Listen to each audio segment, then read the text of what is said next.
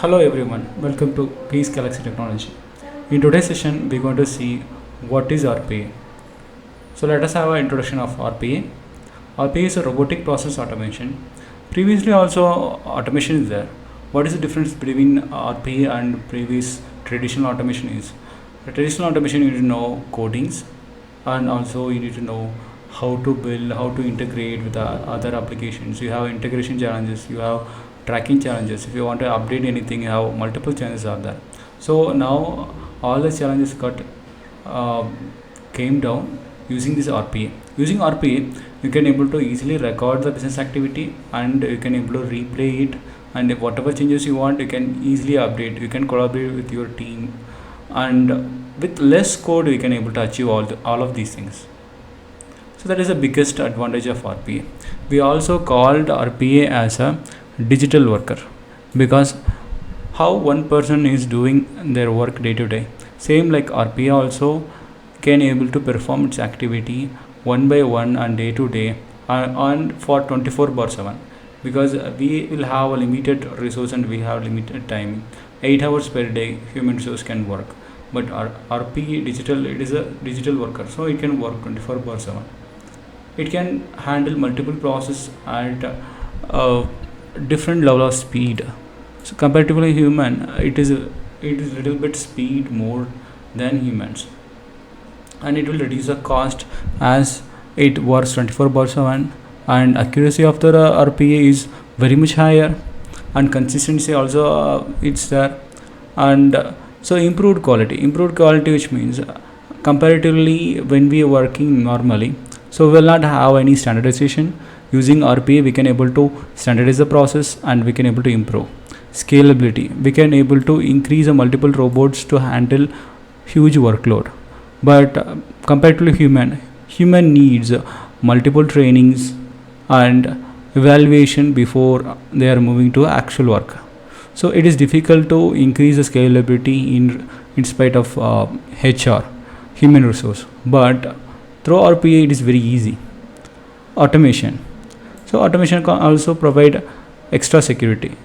For instance, if without the human intervention if it's working, so it is more secured than its handling to the human user. For any manual error can be avoided, it can be improved more. So it is more useful for any sensitive data like personal health data or any financial services. It is more useful, and it's also advanced in screen scraping, OCR, optical character recognition, which means it converts text, converts image from image to text. It can be written, or it can be a printed out text, or it can be scanned image copy. It can be anything. So using OCR, you can able to convert image to text format. So API automation, you can able to integrate multiple application using API automation, and RPA is much more extensible, which means it is increasing day by day much more. Where it is applied? It is applied for BPO industries, business process automation, to reduce manual workloads, because so in BPO industry manual workloads are higher. So persons are working day by day. So every day almost same process they are repeating.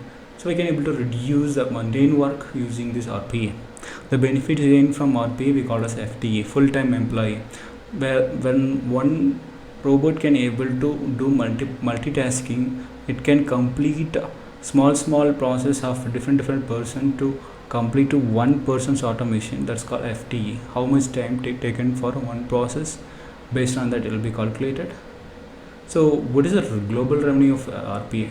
Because nowadays RPA is booming up. It's have 13.74 billion global revenue. That is very beginning it started. Nowadays it's increasing a lot and lot.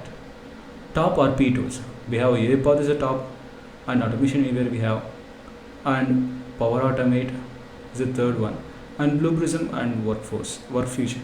So these are the RPA tools used for automating several activities. Each are good at different things, but integrated as a RPA concept. Yeah, let us see how much salary you can get it. You can get it starting salary is 5 lakhs up to 16 lakhs you can get able to get it.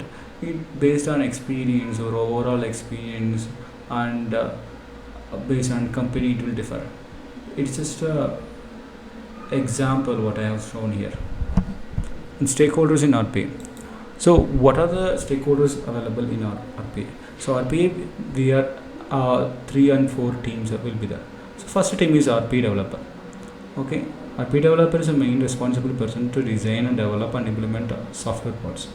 So typically he will interact with the various domains people, which means he can able to automate any procurement process. He can able to automate any sales process, any HR process, or any process. So you need to involve connection with interacting with multiple various domain peoples. Okay, and second thing is business analyst or business excellence team. So why we call this business analyst? So those persons will analyze business, what can be automated, what cannot be automated. So what is the process flow, how we can automate, and how we can get the results. So what are the standardized ways are there, whom are all involved in that. So everything will be documented and maintained by business analyst. So every company they have own name, but overall his role is to analyze the business end to end. So he will have a good knowledge on business process and technical knowledge, a basic technical knowledge. So he into both technical and business. Let us talk about the third person. So is a operation team. So their process will be automated.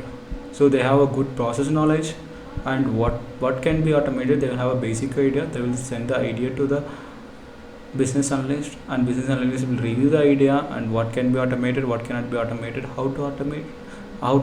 Everything will be decided by business analyst. Let us talk about the center of excellence team. So how HR team is maintaining human resource, same way center of excellence team is there. So center of excellence team are responsible of maintaining robot. So how many robots are performing well. So what are the robots is not performing, what is the error, why it's coming. So everything like a project management it will be. So end to end life cycle of the project management. And so what is the revenue out of it? So that is called ROI, return over investment, how much the invest and how much benefits we are getting. So what will be the benefit out of it. So everything will be tracked and reported. So they will have the full control over the robots. Okay, that's all.